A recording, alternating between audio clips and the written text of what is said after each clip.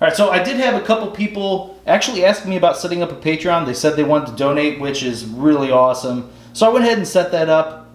And if you guys want to, I'll put it up on the screen, or I'll put a link in the video. Obviously, you don't have to, but any little bit obviously does help. It's much appreciated.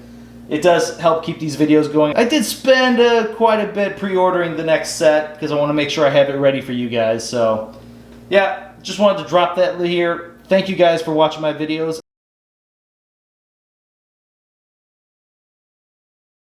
Hey guys, Jean-Claude, and today we're doing something a little different. We're going to discuss a deck I opened up about 2 weeks ago.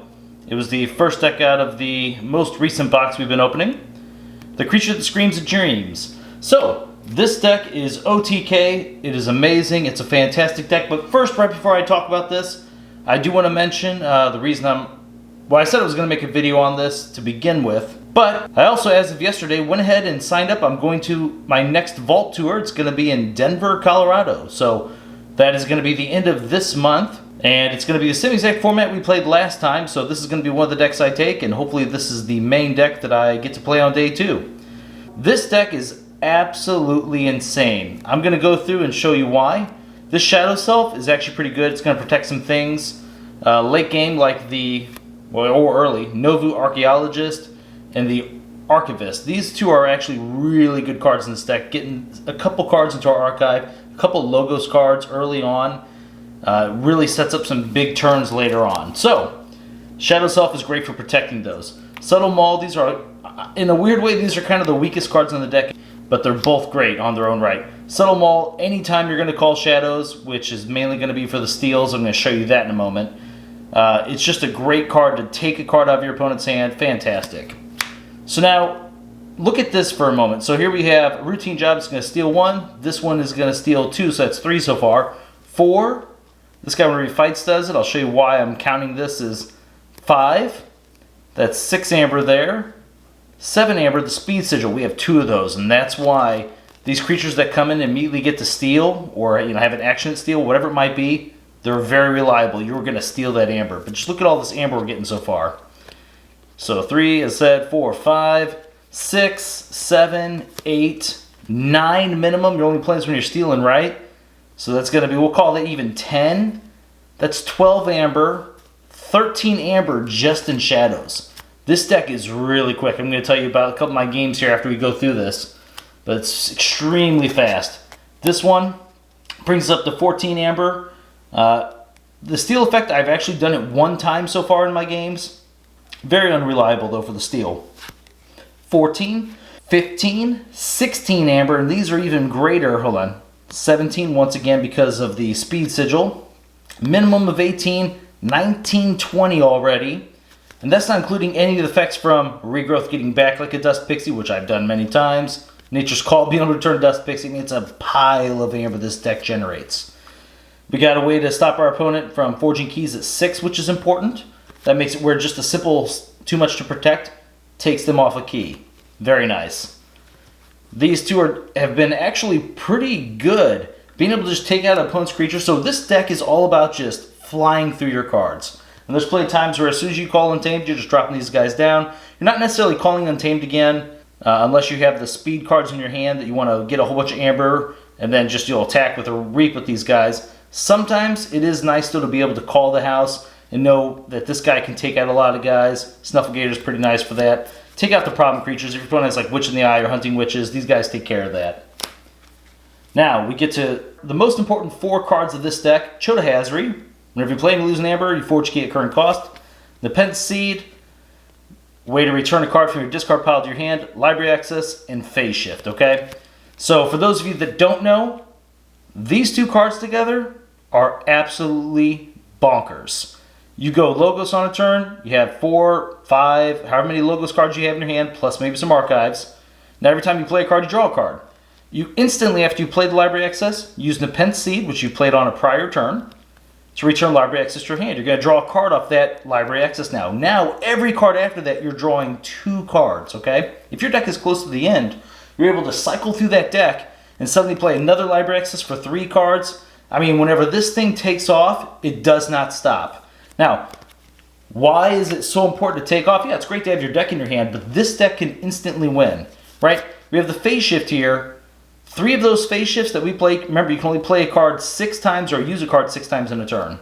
The phase shift is 3 of those are for sure going to play Chota Hazris, okay? Now, sometimes it goes late enough to where, here, actually let's show these first right here. So what's important is we have these 3 cards right here. They're all different names, and they give us an amber every time we play it. So we can cycle through and at least get the 1 amber there. Neurosiphon has a bonus of being able to steal and draw an additional card, which has come up quite a few games. It is amazing. But just these 3 cards alone are 18 amber, okay? 18 amber. Well, if you look at Chota Hazri, you have to lose 1 before you forge the key at current cost. So you actually need 21 amber to pull off forging, and that's if you had no amber at the start of the turn. This deck can actually pull that off. I've actually had a 3rd turn win. The opponent had stolen some of my amber, and I think I had 1 amber. Yeah, I had 1 amber on my 3rd turn, and I went off and I won the game. How did I do that? Strange Gizmo. I was actually able to play it several times. Check this card out. After you forge a key, destroy each creature and artifact. You also get amber whenever you play it. Well, how does it work?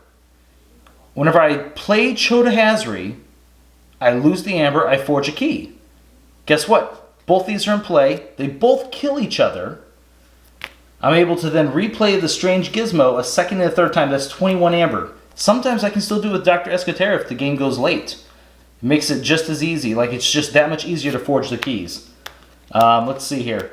Another awesome thing, I had another Neurosiphon here. This has been really good for, once again, there's some times where I just let my opponent build up some amber. They're at 4 or 5. I start to go off, and it's just the additional card draw, and the steal is fantastic. Last few cards of the deck, the Bat Drone. Once again, thanks to Speed Sigil, it's absolutely nuts. It's always stealing an amber, every time. Same with these. These cards are so good with the Speed Sigils. Being able to immediately archive whatever the best logos card is in my discard pile, which a lot of times is something like a Neurosiphon, even getting the phase shift again. I don't mind actually using the phase shift early, simply because it gets me quicker through my deck playing a non-house card, non-current house card, and then putting it right into my archives, waiting for that big turn. It is so sweet. Same with the Ganymede Archivist, just being able to drop it down immediately, even without the protection, even without the Shadow Self there. Being able to archive the cards, building up for that big logos turn is excellent. And this card is just another way, besides all the steal we had in this deck, this card helps prevent our opponent from making keys. I mean, this deck is all about shutting down your opponent, building fast amber, and as a backup plan, right? If you don't win at that, if you don't win from all of that, generating all that amber and stealing all that amber, right? If you don't do that, you have the best combo in the game, and you can instantly win. This deck is by far the best deck I've ever opened. It's fantastic.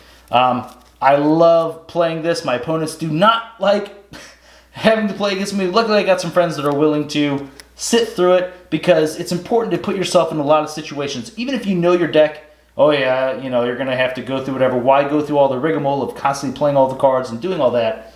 You still need that practice, right? You still have to make sure that whenever you go on the big stage, you're ready for whatever's thrown at you, and you don't know exactly your board state's going to be unless you actually play that game. So, yeah, this deck, as I said, it can win out of nowhere. It can do it fast, but the backup plan just takes it on to a whole nother level. Favorite deck, and I just wanted to show it off to you guys. I know quite a few of you did see me open it, and at the time, I didn't get to assess every single thing. I knew it was good. I didn't quite realize it was OTK. It does it in a different way than most OTK decks do it. So, yeah, it's fantastic. Alright guys, well, I guess I will see you next time, and thanks for watching the videos.